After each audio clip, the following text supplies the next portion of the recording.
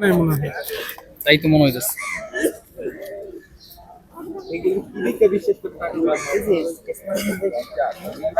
সামনে তাকান সামনে। ভাই সামনে তাকায়। চেহারা সুন্দর না হইলে মানে দালালি ব্যবসা করবে কি হবে? কেমন ভাবে বসলেন ভাই? আমার অফিস এসআরএস ইন্টারন্যাশনাল বিডি আমার অফিসটা সাবলেট নিছিল একজন যে আমার পূর্ব পরিচিত। সে এইগুলা করছে, এগুলো করে আমি প্রথমে জানি নাই। এই সামনে দেখেন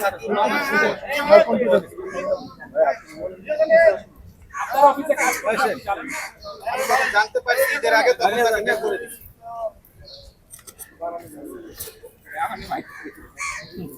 ওনার কম্পিউটারের সমস্ত ডকুমেন্ট করেছে, উনি অস্বীকার করেছেন। ধরা খাওয়ার পরে সবাই ভালো ভাই ভাই চাপেন চাপেন চাপেন।